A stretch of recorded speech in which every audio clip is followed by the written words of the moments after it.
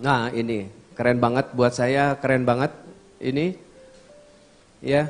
Buat saya misinya sangat membumi, maksudnya dalam arti gini, ini sesuatu yang memang harus ada dalam perjalanan kekristenan. Ada banyak orang yang sepertinya ikut Tuhan cuman asal ikut Kristen aja. Tapi buat saya misi ini sangat membantu, sangat menuntun kita dalam perjalanan kekristenan kita. Saya suka dengan mengalami perjumpaan dengan Allah. Ya, setiap kita akan mengalami apa yang namanya perjumpaan dengan Allah. Dalam arti gini, perjumpaan dengan Allah sesuatu yang sifatnya sangat pribadi. Saya berjumpa dengan Tuhan mungkin akan sangat berbeda dengan Kasem, dengan teman-teman yang lain. Akan berbeda sekali. Dan di situ hebatnya Tuhan kita. Dia nggak cuman pukul rata semuanya harus sama, saya rasa enggak deh. Ada banyak perjumpaan, kesaksian, perjumpaan mereka dengan Tuhan, kesaksian mereka yang begitu, wow kayaknya kok bisa ya mereka ketemu Tuhan di masa-masa seperti itu. Tapi buat saya yang terpenting gini, waktu kita mengalami perjumpaan dengan Tuhan, pasti ada pengalaman pribadi yang mengikuti di belakangnya. Perjumpaan dengan Tuhan gak cuma sekedar perjumpaan, tapi ada cerita yang membuat kita semakin kagum sama Tuhan. Ada cerita yang membuat kita semakin mengenal, wah Allah tuh seperti ini ya. Bagaimana kita dikasihi, bagaimana kita dicintai, bagaimana kita diampuni. Dan buat saya gini, pengalaman itu akan terjadi terus menerus dalam kehidupan kita. Pengenalan kita akan Tuhan gak berhenti hanya waktu kita ketemu Tuhan saja. Ada banyak pengalaman-pengalaman yang harusnya bisa membuat kita wow.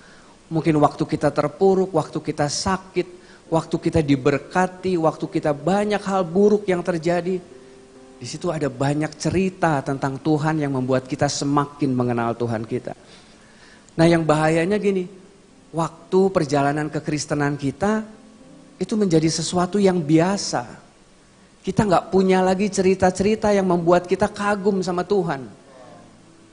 Kekristenan hanya jadi sebuah rutinitas, kekristenan hanya sebuah tugas yang sepertinya harus kita lakukan. Dan itu menjadi sesuatu yang sepertinya biasa dan gini, menghilangkan kekaguman kita sama Tuhan. Kita pikir kekristenan ya cuman begini aja. Nah waktu kita gak punya pengalaman yang membuat kita kagum sama Tuhan, jangan-jangan kita seperti perumpamaan anak yang hilang. Pastor Andi pernah bawain ini. Dia bilang, kalau kita nggak punya lagi hubungan, kita nggak punya lagi kekaguman sama Tuhan, kita akan menjadi anak yang bungsu atau anak yang sulung. Saya yakin kita semua pernah dengar cerita itu, cerita tentang perumpamaan anak yang hilang. Bagaimana anak yang bungsu mulai berpikir bahwa kepuasan pribadinya akan didapat di luar rumah bapaknya. Makanya dia mulai minta warisannya dan dia mulai memutuskan untuk pergi karena buat dia gini, dunia lebih menarik buat dia. Semua itu diawali ketika dia nggak punya hubungan, dia nggak punya lagi kekaguman sama bapaknya. Atau kita seperti anak yang sulung bicara dekat secara fisik dengan bapaknya.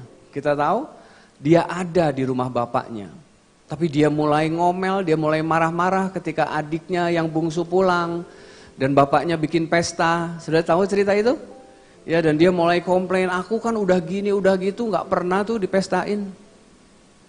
Dia mulai komplain. Buat saya ada yang heran gini, dia ada di rumah bapak loh. Bahkan bapaknya bilang, engkau ada bersama-sama dengan aku. Apa yang aku miliki itu milikmu juga. Bapaknya sendiri sampai heran, kok bisa ya anak sulung itu komplain. Tapi buat saya gini, keintiman itu gak bicara tentang kedekatan secara fisik saja. Keintiman bicara tentang kedekatan secara hati dan perasaan. Mungkin kita bisa ada di gereja, kita ada di pelayanan, kita ada banyak di aktivitas rohani. Tapi coba dicek, apakah itu membuat kita semakin intim dengan Bapa, membuat kita semakin mengenal, atau hanya sekedar tugas aja memang yang harusnya saya ada. Mungkin saatnya kita mulai berpikir, apakah kita masih punya kekaguman sama Tuhan? Apakah kita masih punya wow gitu sama Tuhan? Atau Tuhan hanya menjadi sesuatu yang biasa dalam hidup kita? Kita lihat satu ayat, slide yang kedua. Kita lihat satu ayat ini ya. Padahal Matius 13 ayatnya yang ke-44 dia bilang begini. Hal kerajaan surga itu seumpama harta yang terpendam di ladang. Yang ditemukan orang lalu dipendamkannya lagi. Oleh sebab sukacitanya pergilah ia menjual seluruh miliknya lalu membeli ladang itu. Injil digambarkan sebagai harta terpendam. Dengan sukacita ia menjual semua miliknya lalu membeli ladang itu. Saya suka dengan kata menjual seluruh miliknya. Karena buat saya gini, ikut Tuhan pasti ada sesuatu yang kita lepaskan. Seringkali kita berpikir bahwa ikut Tuhan tuh bicara tentang apa yang saya lakukan buat Tuhan. Makanya kata radikal, slide yang ketiga, kata radikal buat saya keren banget. Radikal itu bukan cuma bicara tentang apa yang saya lakukan bagi Yesus, tapi bicara juga tentang apa yang saya lepaskan demi Yesus. Ada banyak dari kita, saya pribadi, seringkali terfokus dengan apa yang bisa saya lakukan, apa yang saya kerjakan buat Tuhan.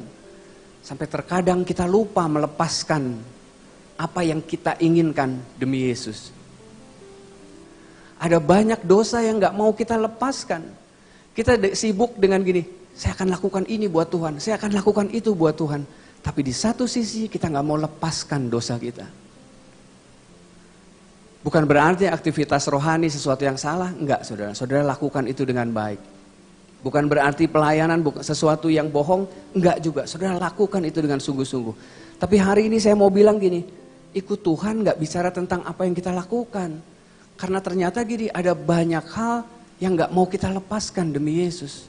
Kita gak mau lepaskan tuh dosa, kita gak mau lepaskan tuh sakit hati, kita gak mau lepaskan tuh kegagalan kita. Kita masih ingat kok kita disakiti, kita masih ingat kok waktu itu kita jatuh.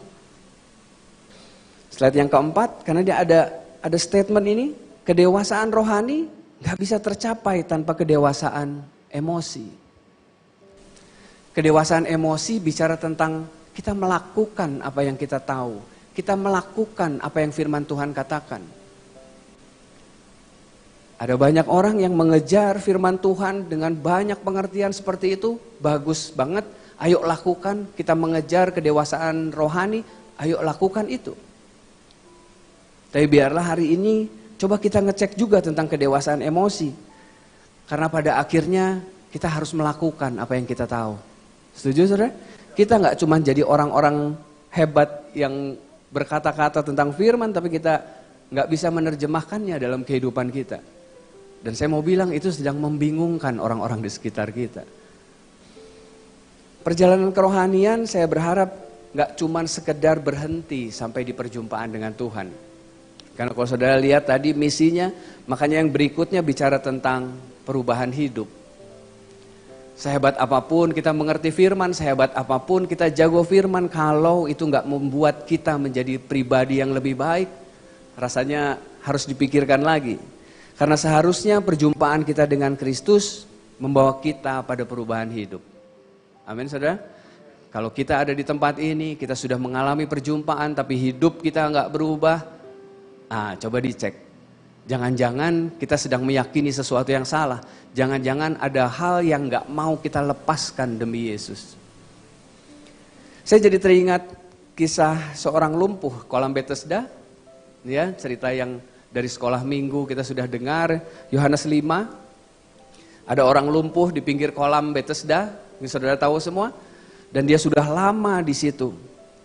Dan kolam itu dia diceritakan gini.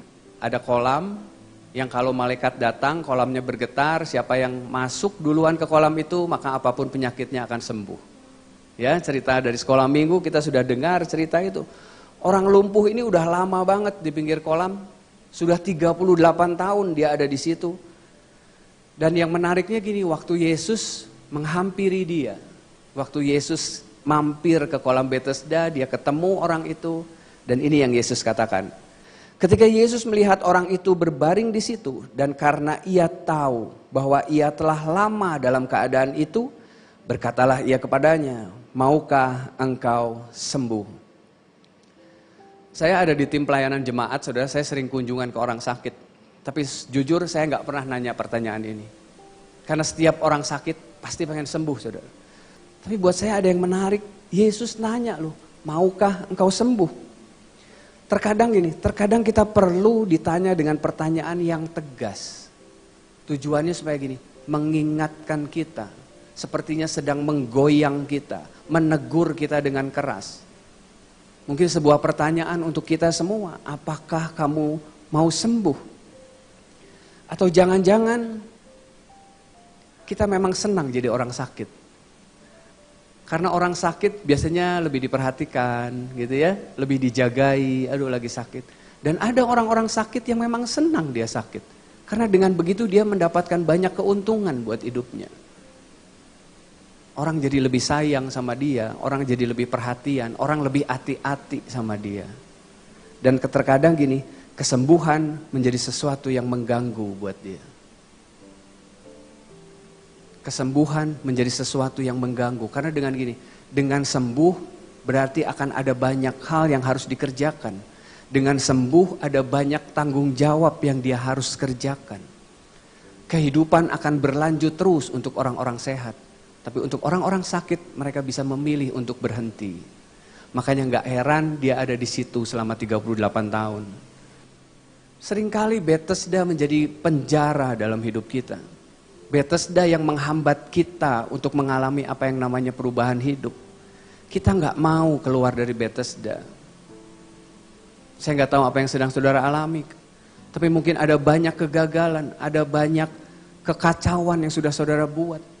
Mungkin ada banyak hal sakit hati yang saudara alami. Dan semua itu menjadi penjara buat kita. Semua itu menjadi hal yang mengganggu pertumbuhan kita sama Tuhan. Semua itu akan menghambat kita mengenal Allah lebih lagi karena kita nggak pernah keluar dari Bethesda. Kita nggak pernah tinggalkan Bethesda. Tapi saya berharap kita mengalami perjumpaan dengan Kristus. Kita nggak berhenti sampai di situ. Tujuan kita mengerti kebenaran untuk menuntun kita menjadi hidup yang benar. Yaitu sebuah hidup yang mengalami perubahan dalam hidup kita. Dan hal yang menarik, kalau saudara baca ayatnya, ketika Yesus melihat orang lumpuh itu berbaring. Di situ dikatakan gitu ya, di awal ayat yang tadi. Ketika Yesus melihat orang lumpuh itu berbaring. Saya yakin Yesus tahu orang itu sudah lama ada di situ. 38 tahun bukan waktu yang sebentar untuk membangun sebuah pola pikir. 38 tahun waktu yang cukup untuk membangun sebuah budaya sakit. Dan saya percaya juga, mungkin saat ini Yesus sedang melihat saudara dan saya. Dia tahu keadaan kita. Dia tahu kita sedang ada dalam keadaan apa. Jangan-jangan mungkin kita dalam keadaan sakit yang kita sendiri gak mau itu lewat. Mungkin keadaan kita menjadi keadaan yang sudah terbiasa. Menjadi orang sakit menjadi sesuatu yang terbiasa. Dan gak heran ada banyak orang-orang akhirnya sekitar kita yang akhirnya gak peduli sama kita. Mereka mulai meninggalkan kita. Tapi satu hal dari ayat tadi, Yesus melihat orang lumpuh itu. Dan saya mau pastikan gini, Yesus melihat saudara dan saya. Di tengah keterpurukan kita, di tengah dosa, di tengah apapun yang sedang kita hadapi, Yesus melihat kita. Makanya Yohanes 5 ayatnya yang ke-8, slide yang ke-7, kata Yesus kepadanya, bangunlah, angkatlah tilammu dan berjalanlah. Saya suka kata bangunlah, bangunlah bicara tentang ayo lakukan sesuatu. Kalau mungkin hari ini keadaan kita seperti orang lumpuh di kolam Bethesda, ayo bangunlah lakukan sesuatu. Kita udah gak usah mikirin lagi apa yang sudah kita alami. Karena ternyata gini, angkatlah tilammu, itu yang kedua. Setelah bangunlah, angkatlah tilammu. Angkatlah tilam bicara tentang ayo putuskan hubungan dengan masa lalu. Dulu memang kita pernah gagal, dulu memang kita pernah dilukai, dulu kita pernah kecewa. Tapi biarlah perintah untuk angkatlah tilammu itu bicara tentang putuskan hubungan dengan masa lalu. Ayo tinggalkan itu. Dan yang ketiga bicara berjalanlah, artinya siap melakukan sesuatu yang baru. Ayo hadapi kehidupan dengan sehat. Saya berharap ketiga ini boleh menjadi perenungan buat kita. Ayo bangunlah, angkatlah tilammu dan berjalanlah. Ayo hadapi hidup dengan sesuatu yang baru. Dan mungkin kita mulai bilang, aduh Pak, sepertinya nggak mampu, sepertinya saya terlalu sakit, sepertinya saya terlalu banyak membuat kekacauan. Tapi saya mau bilang, percayalah pada Yesus yang mempercayai kita. Yesus percaya loh kita bisa sembuh. Yesus percaya loh kita bisa berubah. Kasihnya, grace itu selalu lebih besar dari dosa kita. Makanya slide yang ke-9, Yeremia 29 ayat yang ke-11. Sebab aku ini mengetahui rancangan-rancangan apa yang ada padaku mengenai kamu. Demikianlah firman Tuhan, yaitu rancangan damai sejahtera dan bukan rancangan kecelakaan. Untuk memberikan kepadamu hari depan yang penuh harapan.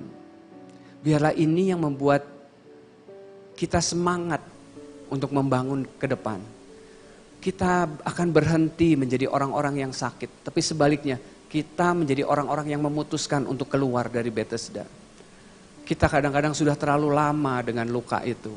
Kita sudah terlalu lama memikirkan tentang masa lalu. Mungkin saatnya kita keluar dari Bethesda, memulai sesuatu yang baru. Dan biarlah Yeremia 29 ini boleh mewarnai pemikiran kita. Dan yang luar biasanya, orang lumpuh itu bangkit dan langsung pergi. Dia nggak ada alasan-alasan nanti atau nggak bisa. Dia langsung pergi loh. Yang saya tahu gini, slide yang ke-10, Tuhan adalah Allah yang bergerak maju dan Dia siap untuk menulis bab yang baru dalam perjalanan hidup kita. Lagi-lagi grace membuat kita kagum sama Tuhan karena ada banyak hal yang gak mungkin kita pikirkan, gak mungkin kita kerjakan, tapi grace bisa mengubah kehidupan seseorang. Makanya jangan menghakimi. Saya berharap di tempat ini jangan buru-buru menghakimi orang, karena grace seringkali membuat kita terkagum-kagum. Oh ya, kalau mungkin beberapa tahun lalu saya sudah sepertinya divonis oleh beberapa orang, lu nggak akan berhasil, lu pasti akan jadi narkoba yang nggak pernah berhenti.